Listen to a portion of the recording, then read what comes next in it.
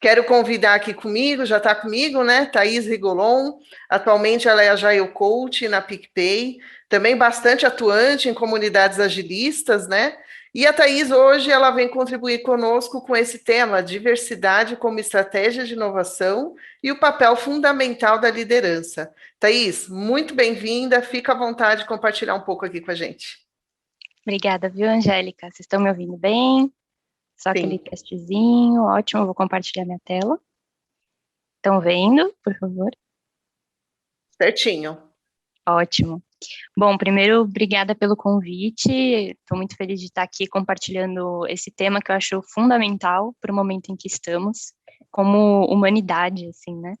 E antes de qualquer coisa, eu quero me descrever um pouquinho. Então, sou uma mulher branca, cabelo um pouco abaixo dos ombros, escuro, estou usando um óculos, e, e é isso. Então, por que que eu propus esse tema, né? Assim, diversidade como estratégia de inovação e o papel fundamental da liderança. Eu acho que a gente fala ainda pouco de diversidade, principalmente na área de agilidade até, né, que a gente tem um discurso de times multidisciplinares, mas focando muito na skill das pessoas. E muitas vezes, quando a gente analisa as pessoas que estão nesses times ágeis, nessas áreas ágeis, nas empresas, a gente percebe um padrão, né, um padrão que é muito comum. E como que a gente consegue mudar esse padrão? Como que a gente consegue trazer o diferente com o objetivo de inovar dentro das organizações? E a liderança precisa ter realmente esse mindset, porque ela tem um papel fundamental de trazer talentos, né? A gente estava até há pouco falando de talentos, trazer talentos e incluir esses talentos também. Então, por isso que eu trouxe esse tema. Bom, falando um pouquinho de mim, no momento eu estou atuando como Agile Coach no PicPay. E como a Angélica disse, eu realmente sou muito envolvida com a comunidade, então tem um podcast Agile Girls, que eu fundei no ano passado, sou uma das organizadoras da comunidade Mulheres Agilistas, e também nesse ano estou atuando como co-chair do time tático do Agile Brasil. Então, para mim, comunidade é um espaço em que a gente pode trocar, levar angústias, ter realmente troca de experiências, então eu recomendo muito para quem ainda não faz parte, faça parte de comunidade. No Brasil a gente tem várias e com certeza vocês vão achar alguma aí que faça sentido para vocês. Então, vamos começar com um questionamento, né? A diversidade e a inovação, elas estão conectadas? E aí a gente pode pensar um pouquinho no nosso contexto. Se os clientes são pessoas diversas, e eles são, a gente tem vários tipos de cliente, muitas vezes a gente faz aquele trabalho de personas, né? Quais são as personas do meu produto? Nunca é uma persona só, a gente pode até ter um foco numa persona específica, mas são muitas pessoas diferentes, com trajetórias diferentes, com histórias que são muito diferentes, com vivências. Então, se os nossos clientes, eles são diferentes, nossos times, eles precisam ser parecidos ou diversos, né? E aí, trazendo um pouco, algumas fotos ali do que, infelizmente, é a nossa realidade hoje, assim. A gente ainda tem organizações que são realmente muito brancas, né, realmente são muito masculinas, que a gente vê realmente uma dificuldade de ter pessoas diferentes. E diferentes não só em questão de gênero, mas de sexualidade, de questões sociais. Então, como a gente consegue abarcar todos os recortes de diversidade, que são vários, tá, realmente nas nossas organizações? E com o objetivo de inovação, né? Então, como que a gente consegue fazer algo diferente para os nossos clientes que são diferentes, mas com pessoas que talvez são mais parecidas? E aqui eu trago também uma referência do Genderbread, né, que é um site muito, muito legal, que ele traz a divisão ali, né, de identidade, que é como que eu me identifico como uma mulher, na atração, eu gosto, enfim, tenho meu marido, então sou heterossexual, mas eu tenho o meu sexo, que é como eu nasci, né, então pode ser diferente da minha identidade, da minha atração. E isso tudo gera a minha expressão, né, então esse Genderbread é um site que ele quebra, né, o nosso corpo ali em grandes pedaços para conseguir ser, pequenos pedaços, desculpa, para ser mais digerível a gente entender, porque realmente é complexo. E a gente precisa, como liderança, entender essa complexidade. Entender que a gente tem responsabilidade de tentar estar realmente a par de tudo isso que identidade, atração, sexo, que gera expressão. E aqui trazendo algumas matérias que foi uma série de entrevistas que o site O Tempo ele trouxe, que se chama Olhares Diversos. E aí eles trouxeram algumas chamadas, né? Capacitação de liderança é o primeiro passo. Então, mesmo que a gente tenha mais engajamento, os gestores ainda cometem alguns deslizes e evidenciam a importância de ter treinamento. E é normal ter deslize, tá, gente? Porque, assim, são coisas novas que aparecem, são conceitos novos. O importante é que nós precisamos entender o outro e como que o mundo está vendo o outro, né? Quais são realmente as palavras, os termos que a gente pode utilizar? A gente precisa, então, treinar, porque às vezes, no nosso contexto, alguns termos não aparecem. Então, se a gente não tem uma capacitação, fica complicado a gente conseguir lidar com tudo isso. Um outro ponto, portas do mercado de trabalho são mais estreitas para LGBTQIA+. Então, a inclusão é menor para lésbicas, gays, bissexuais, transexuais e travestis. Pensem que todas essas pessoas são clientes de algum produto, né? Como que elas são representadas na construção desse produto pelas empresas? Né? Então, a gente tem que fazer uma lógica reversa. Se o nosso cliente é diverso, a gente está trazendo esses outros olhares para nossa equipe. E diversidade e inclusão, muito além do discurso. Esse jornal O Tempo, ele fez um mapeamento que mostra que 100% das empresas têm ações, mas só metade tem metas. Então, a gente tem várias ações, mas não é algo estratégico na organização ainda, não é uma meta a ser buscada. Então, isso acaba dificultando a gente ter mais diversidade. E aqui também, em relação ao etarismo, né, trabalhadores com mais de 50 anos não ocupam nem 5% das vagas. E a gente tem uma previsibilidade, né, por conta de toda a ciência, do avanço, de viver mais tempo. Como que essas pessoas vão realmente entrar no mercado de trabalho com uma idade maior, ou como que essas pessoas vão conseguir, talvez, fazer uma transição de carreira, por que não, né? E aí, uma outra matéria, mais experientes serão maioria na força de trabalho. Mais de 1/3 das pessoas com 50 anos ou mais no Brasil está desempregada, principalmente até por conta da crise do Covid que começou no ano passado. E aí, aqui eu trago mais alguns dados, né, da Folha. Mais diversidade, mais chance de obter resultados melhores. Quando a gente analisa a questão de gênero, as empresas com maior diversidade de gênero, elas têm realmente resultados melhores. Então, ali a gente consegue ver 55% contra 28%. E empresas com maior diversidade de gênero em cargos de liderança têm 53% de melhores resultados do que empresas que não têm tanta diversidade, que ficam com 37% de bons resultados. Então, aqui a gente está trazendo dados, né? Então, são pesquisas que evidenciam que é importante, sim, ter pessoas diferentes ali em cargos de liderança. Aí, quando a gente olha para a orientação sexual, empresas com maior diversidade na orientação sexual também produzem melhores resultados. E quando a gente olha para a questão do recorte da liderança, também se mantém maiores resultados. Então, se a gente tem dados que embasam que é importante ter essa diversidade em gênero, em orientação sexual, e então também em questão racial, por que será que é tão difícil a gente criar metas, criar ações estratégicas para trazer essas pessoas com olhares diferentes, com backgrounds diferentes, né? E aqui, olhando para a questão racial, também a gente tem uma grande diferença, né? As empresas que têm maior diversidade racial têm ali melhores resultados, 51% contra 41% de empresas que não têm tanta diversidade. E olhando para a questão da liderança também, 50% dessas empresas têm melhores resultados contra 44%. Então, como nós, como lideranças dentro de uma organização, a gente consegue trazer esses dados, trazer essas pesquisas que cada vez estão surgindo mais, porque o tema realmente está ganhando uma pauta, digamos assim, né? E como que a gente consegue trazer essas informações para embasar a necessidade da diversidade? E aí eu trago aqui uma referência de um documentário muito legal que tem na Disney+, que se chama Purr, E o que esse documentário ele ensina para a gente sobre diversidade e inclusão? Eu não vou contar vários spoilers, só vou falar um pouquinho para a gente tentar fazer essa analogia. É um novelo de lã que chega na empresa, né, uma nova funcionária na empresa, então ela está toda feliz, é o primeiro dia dela.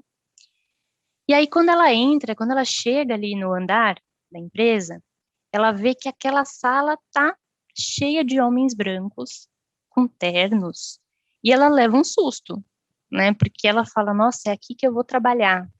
Ok, então tá bom. E aí, ela começa a tentar, né, ter uma interação com as pessoas, ir ali na área do cafezinho, fazer uma interação, mas ela não é muito bem recebida, tá? Não é muito bem recebida porque as pessoas que estão ali não conseguem incluir esse novelo de lã que chegou ali, porque não tem nada a ver com eles.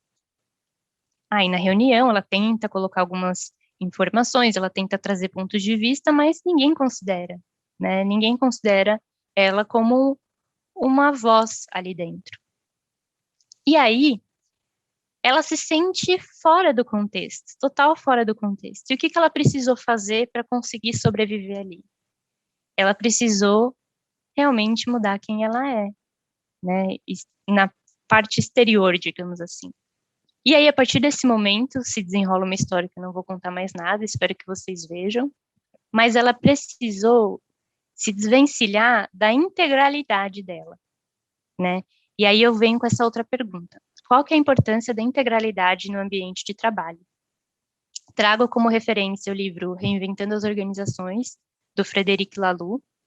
E aí, a questão da integralidade é quando as organizações sempre foram ambientes em que se encorajam as pessoas a irem trabalhar com o seu eu estritamente profissional. Então, é como se a Thaís do trabalho fosse uma e a Thaís da vida fosse outra. Então, a gente deixa componentes da individualidade do lado de fora da porta do trabalho. Então, se eu estou com um problema pessoal, eu não posso trazer para o meu trabalho, eu tenho que ser forte, eu tenho que conseguir estar ali, fazer as minhas tarefas e não deixar a minha vida pessoal invadir meu trabalho e me afetar na minha produtividade. No entanto, a gente esquece que a gente é uma pessoa só, né? A gente está cheio de emoções, vivendo momentos muitas vezes difíceis, principalmente nessa pandemia. Então, esse estilo de ser forte, né, de conseguir dar conta, é um estilo decisório muito masculino. Ele é dotado de força e de determinação, e oculta a parte de vulnerabilidades que todas as pessoas têm, né? Então, a gente não pode demonstrar vulnerabilidade no trabalho, a gente tem que conseguir dar conta, né? Então, a racionalidade é reinante, enquanto nossas emoções, intuições, espiritualidade se sentem indesejáveis, fora do lugar. E aí, o Laloux traz um conceito de vários tipos de organizações, e uma que a gente chama de mais evolutiva é a organização TIL, que elas conseguem desenvolver um consistente conjunto de práticas que convidam as pessoas a recuperar a integralidade interior e trazer tudo o que a gente é para o ambiente de trabalho. Então, pensem em vocês. Hoje, vocês são o que vocês realmente são mesmo na vida, no trabalho também? Porque senão, se a gente estiver usando máscara, se a gente estiver ocultando quem a gente é, talvez isso pode fazer um mal, assim, imensurável no longo prazo. Então, reflitam sobre isso. E qual que é o papel da liderança na diversidade e na inclusão, olhando para essa integralidade das pessoas? E aí eu trago uma outra referência de um livro também muito bom, que se chama Inclusifique, e ele traz a questão de como a inclusão e a diversidade podem trazer mais inovação para as organizações, e ela traz o termo inclusificar, que é viver e liderar de um modo que reconheça e celebre perspectivas únicas e divergentes, criando um ambiente de colaboração e mente aberta, ao qual todas as pessoas se sintam realmente pertencentes. Porque muitas vezes a gente trabalha numa organização, mas a gente não se sente parte do time. A gente não se sente parte daquele todo. A gente está ali, mas a gente não está de verdade, né? Isso, no longo prazo, pode prejudicar muito a produtividade, motivação, a pessoa ter realmente vontade de ir embora. Então, nós, como lideranças, como que a gente pensa em estratégias de inclusificar, né? Então, é um pouco do que esse livro traz. E aí, esse livro, ele traz 6 arquétipos que destacam as maneiras sutis pelas quais líderes deixam de promover a singularidade e o pertencimento. Aí, um dos arquétipos é o gerente meritocrático. É a pessoa que quer contratar os melhores para o cargo, mas pouco faz para apreciar as qualidades, singularidades de seus subordinados ou para ajudá-los a sentir que pertencem todos a uma equipe. Então, vamos contratar as melhores pessoas. Eu tenho ali pessoas no meu time hoje que talvez eu até poderia desenvolver, mas por quê? Vamos contratar já uma pessoa pronta. Então, é um pouco esse arquétipo. Aí tem o paladino da cultura, que busca criar um time de gente que pense igual e, com isso, renuncia aos benefícios da inclusão de ideias, perspectivas e experiências diferentes. Então a gente pensa igual aqui como grupo, a gente tem os mesmos objetivos, a gente não discorda, sempre que alguém propõe alguma coisa, já todo mundo aceita, é fácil, aquele time é muito fácil, né? Então, é uma pessoa ali de liderança que busca pessoas iguais, né? A gente tem um outro arquétipo, que é o team player, que é uma pessoa que, em geral, é uma pessoa não branca, uma mulher não branca ou LGBTQ, que faz parte de um subconjunto dos paladinos de cultura, que é o anterior. Quer tanto ser aceita pela maioria que esquece como sua visão e a de outros indivíduos com perspectivas distintas contribui para a dinâmica da equipe. Então, é uma pessoa que ela está dentro de um time que tem uma liderança que é um paladino da cultura, que quer todo mundo que pense igual.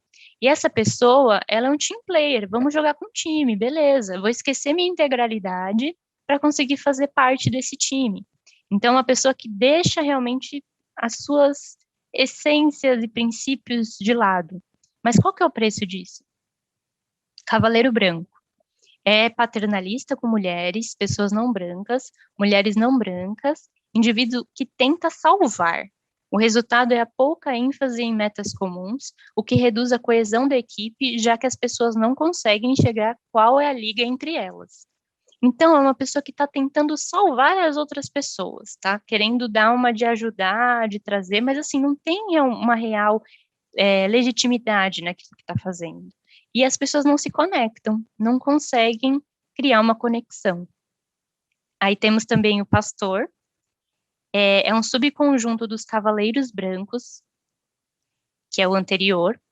Pastores são mulheres, pessoas não brancas, mulheres não brancas, e que promovem indivíduos de seu mesmo grupo, mas que com isso vêm seus motivos questionados e o que no final gera uma equipe menos coesa. Então, muitas vezes, por exemplo, já tem um grupo cheio de mulheres, vamos trazer mais mulheres. E aí as pessoas começam a questionar, mas por que só mulheres, então? Vamos ter diversidade nesse time.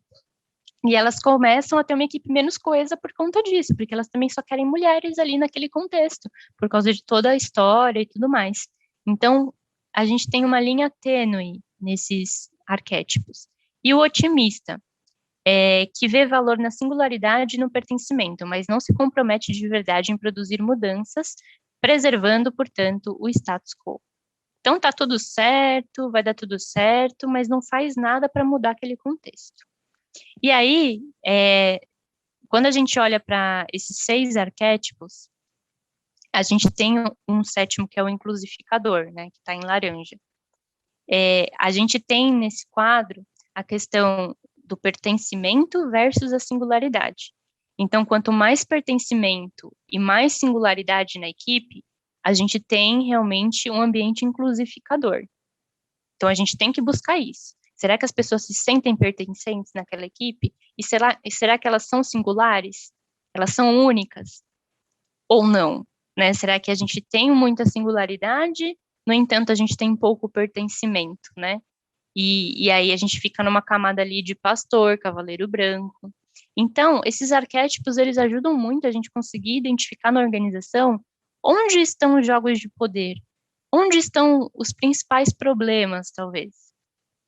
E aí, para promover a singularidade, no livro ela traz alguns conselhos, né? Dê suporte, né? A pessoa que é inclusificadora, ela apoia publicamente a diversidade. Ela reconhece e aceita de braços abertos a diferença em vez de fingir e ignorá-la.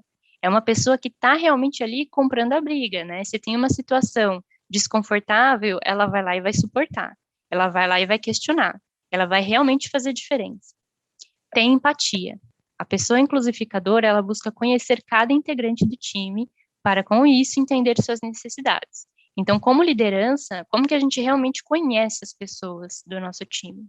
Né? Conhece qual que é a trajetória, qual que é a ambição dessa pessoa, o que que ela gosta, o que que ela não gosta. Conhecer de verdade, para além do trabalho, né? Hobbies, o que gosta de fazer, o que que não gosta. Aprenda.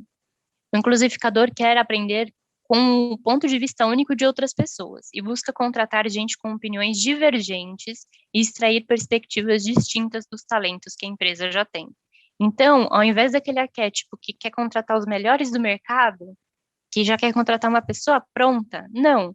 Aqui, às vezes, a gente tem já pessoas na equipe que a gente pode desenvolver, que tem potencial.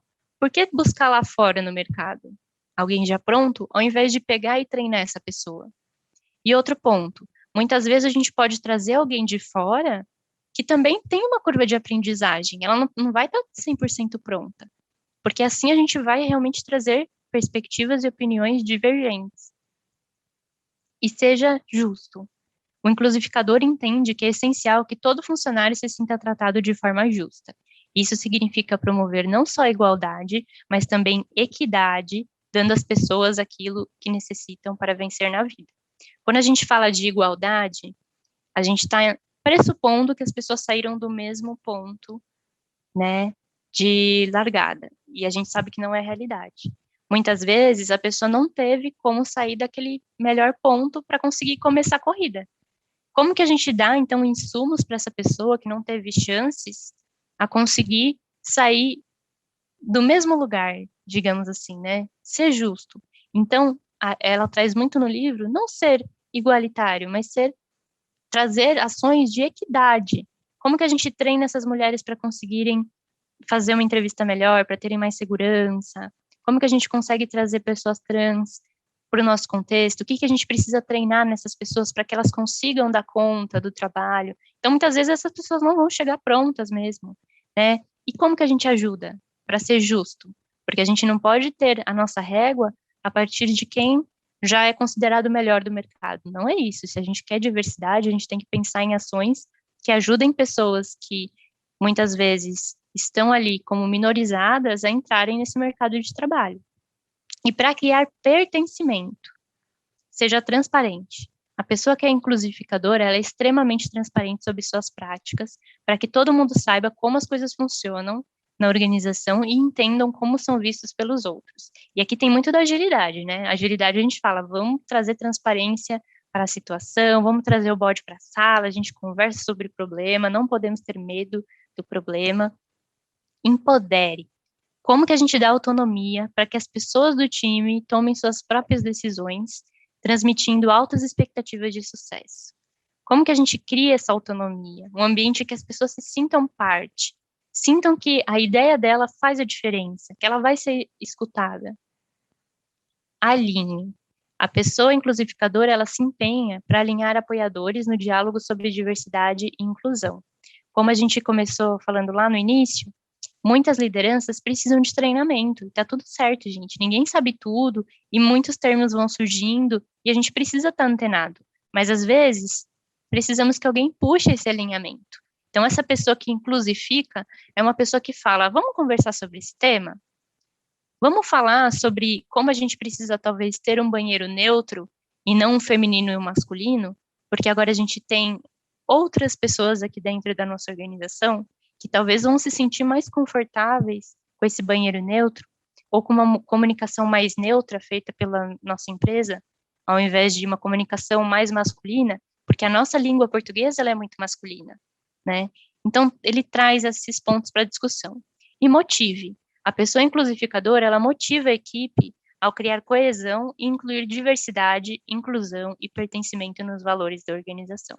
Não adianta a gente falar que a gente quer ter um plano de contratar muitas pessoas diversas e não ter um ambiente que inclui essas pessoas. Elas vão entrar na organização, mas no primeiro dia já vão se sentir pouco pertencentes àquele ambiente. Então, a gente precisa motivar que esse pertencimento esteja nos valores da organização. E aí, trago mais uma frase do livro. A necessidade de pertencer é algo tão humano que ninguém pode negar sua importância. De certo modo, todos queremos ser aceitos, tanto que a exclusão social ativa no cérebro as mesmas áreas envolvidas na dor física. Então, imagine uma pessoa que se sente excluída socialmente, seja de um contexto organizacional ou não, é como se fosse uma dor física que ela sente. Faz mal para o corpo, faz mal para a mente.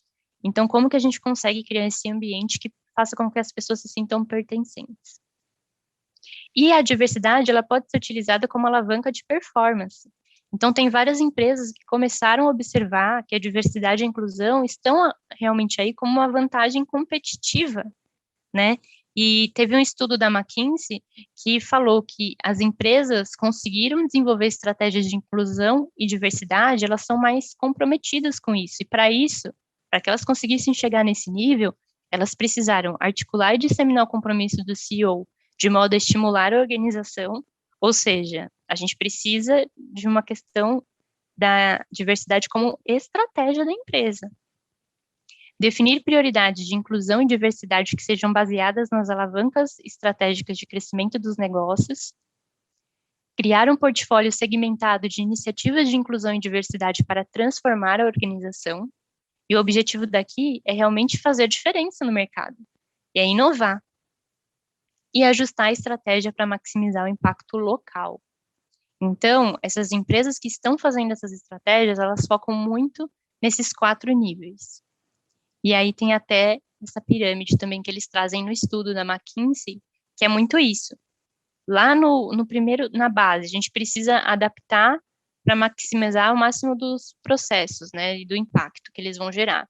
Mas para isso a gente precisa ter um portfólio de iniciativas não rasas, profundas. A gente realmente precisa querer ter uma cultura inclusiva e métricas de monitoramento. A gente precisa ter essas iniciativas priorizadas. A gente precisa vincular a inclusão e diversidade à estratégia de crescimento da organização, para alavancar o valor e para ter um mix de diversidade. E a gente precisa também ter essa visão de comprometimento e disseminação do compromisso pelo CEO, pela camada do board. As pessoas precisam estar compradas, então, top-down e bottom-up. Esse é um estudo Olhares Diversos, do jornal O Tempo, super recomendo, muito bom. E mais do que levantar uma bandeira, as empresas têm pela frente o desafio de levar a diversidade e a inclusão do discurso para a prática, né? E como que as empresas estão olhando para a diversidade e inclusão? Algumas referências aqui.